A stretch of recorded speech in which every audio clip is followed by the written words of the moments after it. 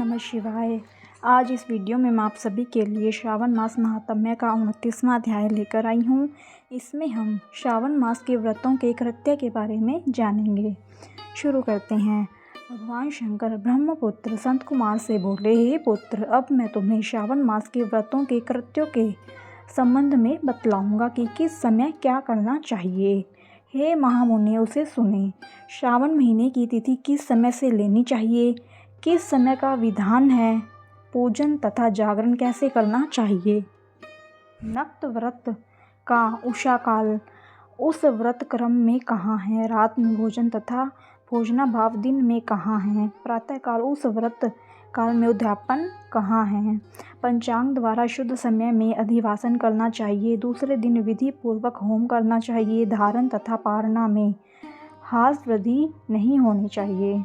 श्रावण शुक्ल प्रतिपदा के दिन संकल्प करके उपवास करें, दूसरे दिन हविष्यान पारण में स्वीकार करना चाहिए। पारण का दिन एकादशी में हो तो उस दिन उपवास करने चाहिए। रविवार प्रताचरण काल प्रातः काल ही है। सोमवार में सायकाल का समय प्रधान कहा गया है।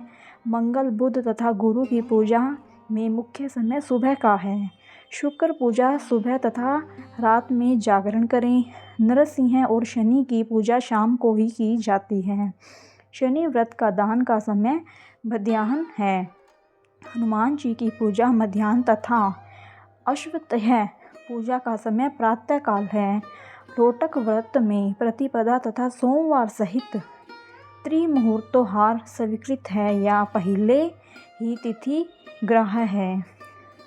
उदुम्बरी द्वितीया, संध्या व्यापिनी तृतीया युक्त पूर्व वेदित लेनी चाहिए। स्वर्ण गौरी में चतुर्थ्या युक्त तृतीया तिथि है। गणेश पूजा में तृतीया विध चतुर्थी है। नाग पूजा में षष्ठी युक्त पंचमी है।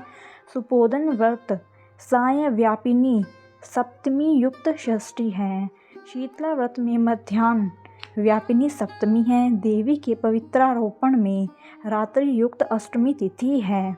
कुमारी में रात्रि व्यापिनी नवमी उत्तम है। आशा में रात्रि व्यापिनी दशमी है। हे तात, दशमी विद्या एकादशी अग्रहम है, उसके वेद को मैं बताता हूँ। अरुणोदय समय दशमी वेद वैष्णवों के यहाँ होता है। अरुणोदय समय में स्मार्तों के यहाँ दशमी वेद होता है। इस रीति द्वारा द्वादशी पवित्रारोपण में कही गई है। अनंग व्रत में रवि व्यापिनी त्रयोदशी है। द्वितीय प्रहर व्यापिनी हो जाने से प्रशस्त्र होती है। शिव पवित्रारोपण में चतुर्दशी रात्रि व्यापिनी है। अर्धरात्रि व्यापिनी अधिक उत्तम है। उपाकर्म तथा उत्सर्ग में पूर्णिमा और श्रावण नक्षत्र ग्रहण है। यदि अन्य दिन पूर्णिमा 3 मुहूर्त की है तो दूसरे दिन व्रत करना चाहिए। या ऋग्वेद तैत्तिरीय शाखा वालों को पहले दिन करना चाहिए।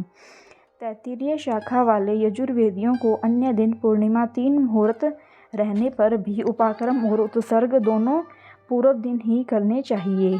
पूरे दिन पूर्णिमा तथा श्रवण नक्षत्र एक मुहूर्तोत्तर संबंध हो तो और अन्य 2 दिन मुहूर्त के भीतर पूर्णिमा श्रवण नक्षत्र समाप्त हो तो पूर्व दिन करना चाहिए।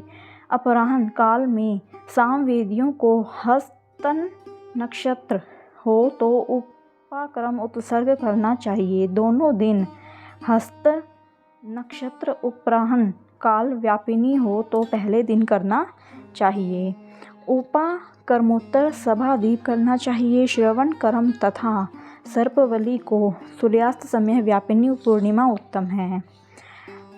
हयग्रीवोत्सव में पूर्णिमा मध्याह्न व्यापिनी लेनी चाहिए। रक्षाबंधन कार्य में अपराह्न व्यापिनी पूर्णिमा ग्रह है। चंद्रोदय व्यापिनी संकट चतुर्थी स्वीकृत है।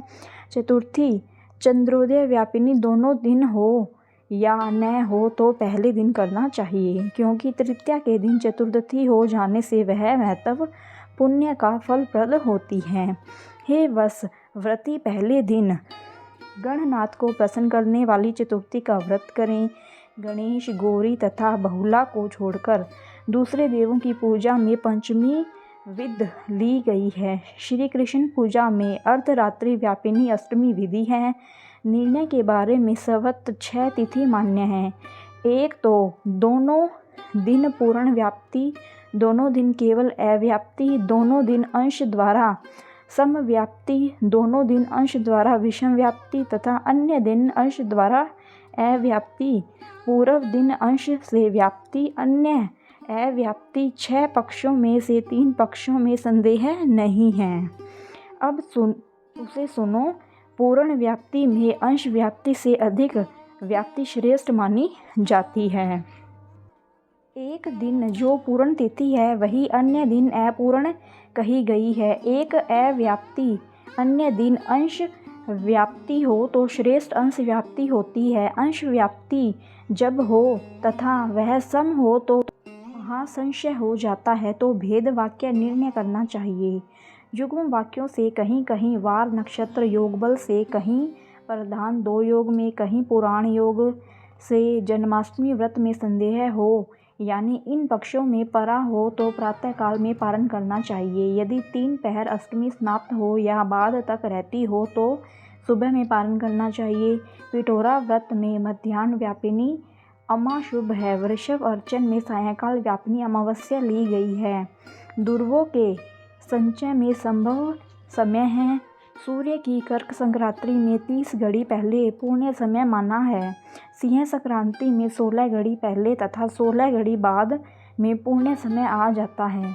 कुछ ऋषि सिंह की संक्रांति से पहले 16 घड़ी पुण्य समय मानते हैं। अगस्त्य अध्याय समय व्रत सहित ही कहा है। हे वत्स, मैंने यह कर्मों का काल निर्णय बताया है। इस अध्याय को जो सुनाता है तथा जो सुनता है उसको श्रावण मास के सभी व्रतों का फल प्राप्त हो जाता है।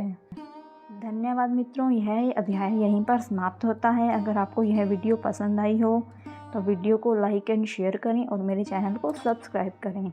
ओम नमः शिवाय।